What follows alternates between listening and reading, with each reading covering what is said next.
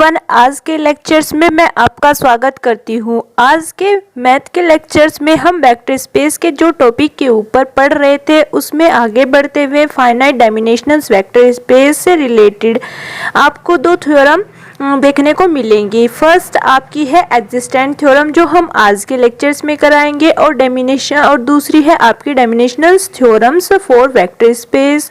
तो इन दोनों थ्योरम को हम क्या करेंगे, आज हम करेंगे एक्जिस्टेंस वेक्टर्स थ्योरम के ऊपर बात करेंगे। नेक्स्ट लेक्चर्स में हम डायमेंशनल थ्योरम के ऊपर बात करेंगे। ठीक है, ये there are important theorems for a vector space. Now सबसे पहले हम एक्जिस्टेंस थ्योरम के ऊपर बात कर लेते हैं।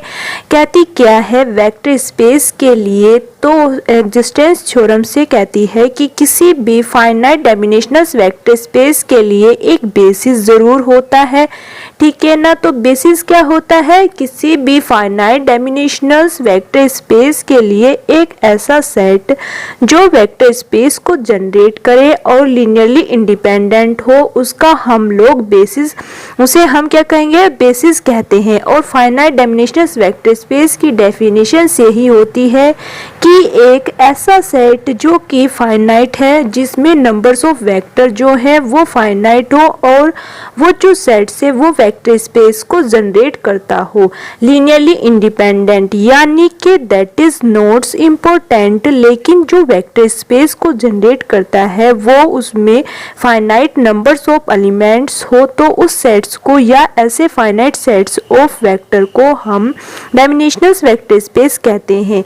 यहाँ पर बेसिस की बात नहीं हो रही है, मतलब जो सेट्स उसमें जनरेट करेगा, यानी कि दैट इज नॉट इम्पोर्टेंट, वो जनरेट करेगा, बेसिस वो जनरेट करेगा और उसमें फाइनाइट नंबर्स ऑफ एलिमेंट होने चाहिए, तो उसे हम फाइनाइट डायमेंशनल वेक्टर स्पेस कहते हैं।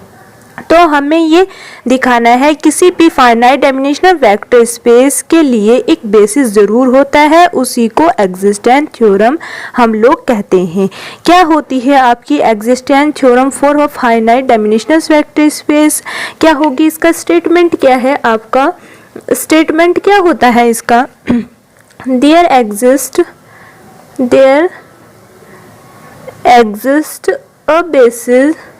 a basis for each finite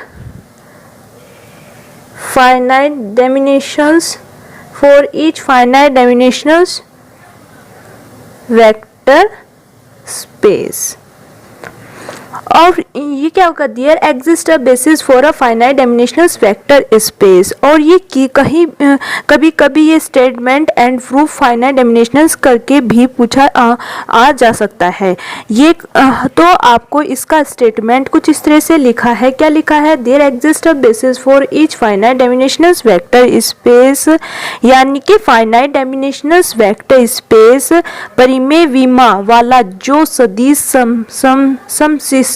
समविष्ट होता है, उसके लिए एक आधार का अस्तित्व अवश्य है। ये इसका मतलब है हिंदी में, ये उसका क्या हो गया, आपका हिंदी में मतलब हो गया। तो प्रूफ करने के लिए क्या करेंगे, जो ये रखा है पहले आपको इस्तेमाल करेंगे और फिर उसका वेक्टर्स फील्ड क्या होता है फाइनाइट डायमेंशनल वेक्टर स्पेस के ऊपर।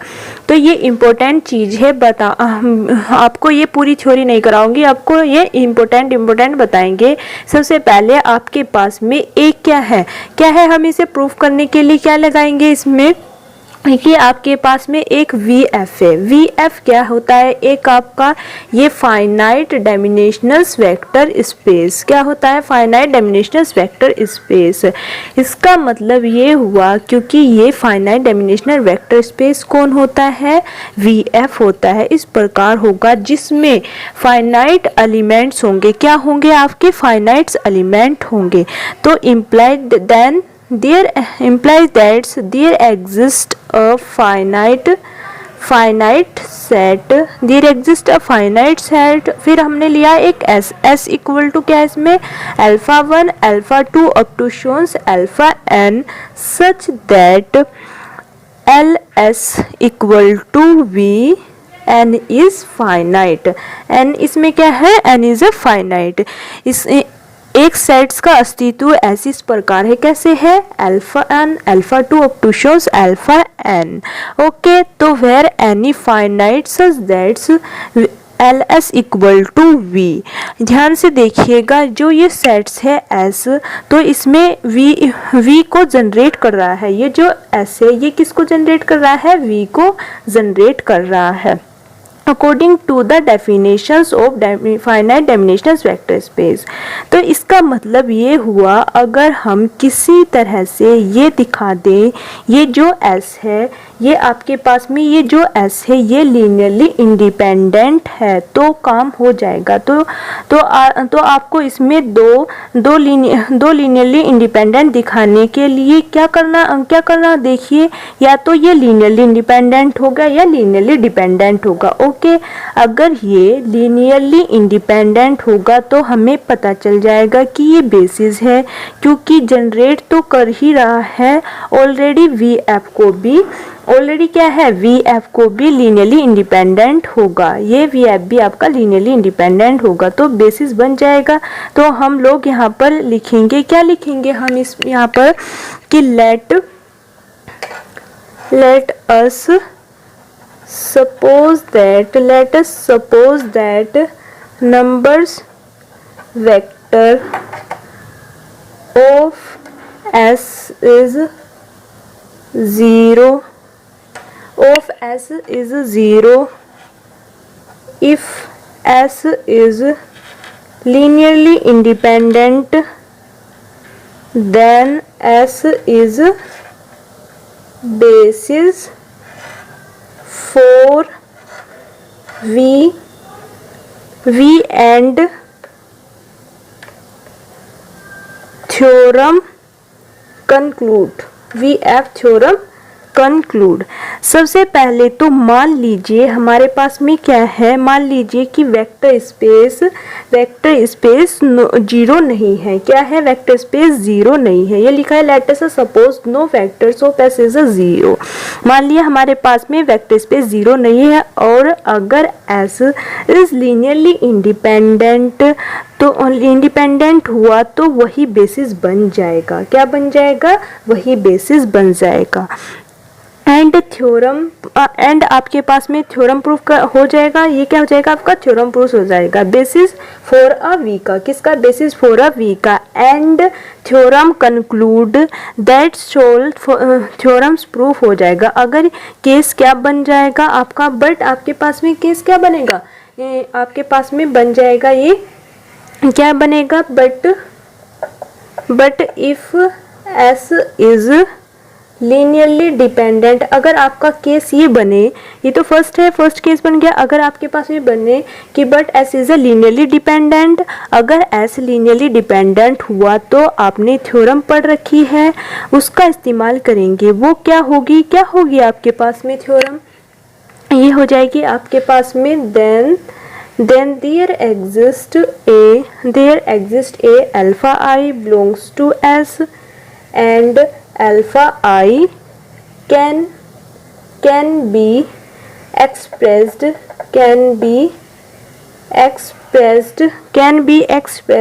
as linear combinations of its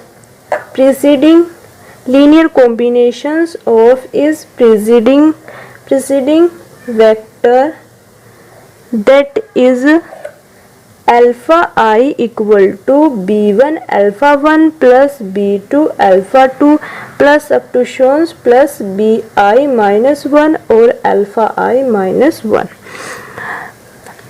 मतलब हुआ एक वेक्टर अल्फा लिया आपने, क्या ले लिया, इसमें एक वेक्टर्स अल्फा लिया, ज़रूर ऐसा होगा हम उसके जितने भी पहले वेक्टर्स उनको लीनियर कॉम्बिनेशंस के रूप में व्यक्त करेंगे, क्या करेंगे, लीनियर कॉम्बिनेशंस के रूप में व्यक्त करेंगे या लिख देंगे, ठीक है ना। तो now look that's equations first, ये क्या बन जाएगी आपकी इक्वेशन फर्स्ट। नाउ आपके पास में फिर क्या होगा, ये क्या बनेगा, ये आपके पास में बन जाएगा now let S1 equal to S minus alpha I. S एक सेट्स बनाइए, एस हमारे पास में क्या बनेगा, एक सेट्स बनाएंगे तो इक्वल टू क्या हो जाएगा, अल्फा आई माइनस वन और अल्फा आई प्लस वन और अप टू शोन्स अल्फा एन। ये जो अल्फा आई है, ये बेसिकली एस का ही एक एलिमेंट है। किसका है, एस का ही एक एलिमेंट था। तो इस अल्फा आई को ही एस में से निकाल दिया जाएगा। किस में से निकाल दिया जाएगा, इस एस में से निकाल दिया जाएगा। यानी कि S1 के अंदर कौन कौन से एलिमेंट है, अल्फा आई अप टू शोन्स alpha i minus one up to शोन्स अल्फा एन। मतलब कि S1 के अंदर केवल अल्फा आई ही नहीं बल्कि सब है। क्या है, सब है। नाउ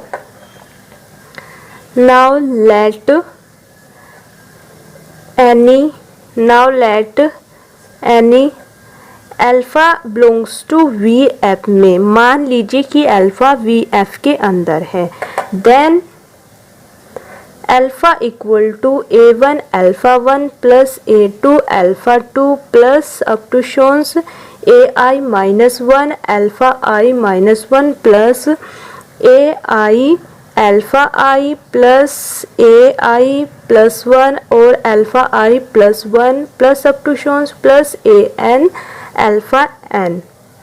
क्योंकि since LS equal to V, क्योंकि LS क्या है आपका, LS जो है वो V को जनरेट कर रहा है। तो V के अंदर आप कोई भी एलिमेंट ले लेंगे, इस V के अंदर क्या ले लेंगे, आप कोई भी एलिमेंट ले लेंगे।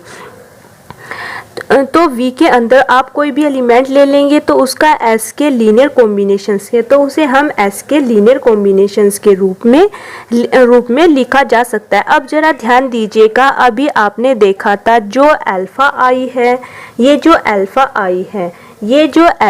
आई है इसे हम किस तरह से लिखा था कि alpha 1 alpha i plus AI plus AI plus 1 के रूप में वैल्यू लिखेंगे। तो उस अल्फा आई के एलिमेंट में किसका मल्टीप्लाई हो जाएगा, अल्फा आई का मल्टीप्लाई हो जाएगा, AI का मल्टीप्लाई हो जाएगा।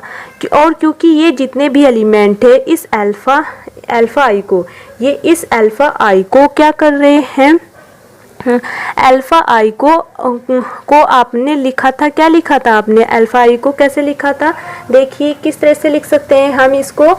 अल्फा आई को हम लिख सकते हैं, इसको अल्फा आई को लिख लेंगे A1 alpha 1 plus up to शोन्स plus AI minus 1 plus alpha i minus 1 है, alpha i minus 1 plus AI को AI यहाँ अल्फा आई की वैल्यू रख देंगे, किसकी, अल्फा आई की वैल्यू रख देंगे इस अल्फा आई की। तो क्या हो जाएगी आपके पास में, क्या थी वो आपकी कि B1 alpha 1 plus B2 alpha 2 plus up to शोन्स BI माइनस 1 और अल्फा आई माइनस 1 प्लस ये as it is AI plus 1 और alpha i plus 1 plus up to शोन्स प्लस AN अल्फा एन। ये कॉमन वेक्टर है, कौन कौन से हो जाएंगे कि अल्फा 1 अल्फा आई माइनस 1 और अल्फा 1 अल्फा 2, ये सब आपके क्या है, कॉमन वेक्टर है। हम इसको लिख सकते हैं alpha equal to A1 plus A1 B1 alpha 1 plus A2 plus AI B2 alpha 2 plus up to शोन्स AI minus 1 plus AI BI minus 1 और alpha i minus 1 plus AI plus 1 alpha i plus 1 plus up to शोन्स plus AN alpha n. इसका मतलब क्या हुआ, इस alpha का मतलब क्या हुआ, हम वास्तव में रिप्रेजेंट करने के लिए हम केवल alpha 1 alpha 2 alpha 3 up to शोन्स alpha i minus 1 up to शोन्स alpha n alpha n vector को ही जरूर पढ़ेंगे। क्या करेंगे? वेक्टर को जरूर पढ़ेंगे। यानी कि अब अल्फ़ा आई वेक्टर की ज़रूरत ही नहीं पड़ रही है, यानी कि आपकी अल्फ़ा आई वेक्टर की आपको ज़रूरत ही नहीं पड़ रही है। इसका मतलब ये हुआ, क्या हुआ? इसका मतलब आपके पास में क्या आ जाएगा? इसका मतलब हो गया imply that any vectors of V can be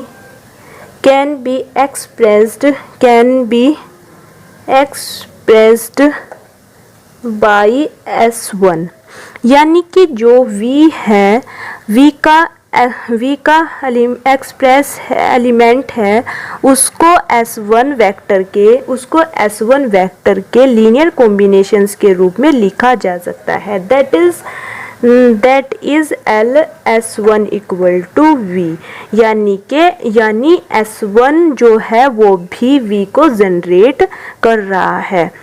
if is linearly independent, then S1 is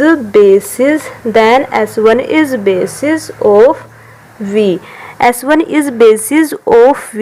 अगर इस स्थिति में S1 जो है वो लीनियरली इंडिपेंडेंट हुआ तो वो बेसिस बन जाएगा। मतलब बेसिस एग्जिस्टेंट दिया गया है आपको। लेकिन अगेन इफ आपके पास में क्या हो जाएगा? Again if S1 is linearly dependent, अगर आपके पास में S1 लीनियरली डिपेंडेंट है तो देन रिपीट द अबव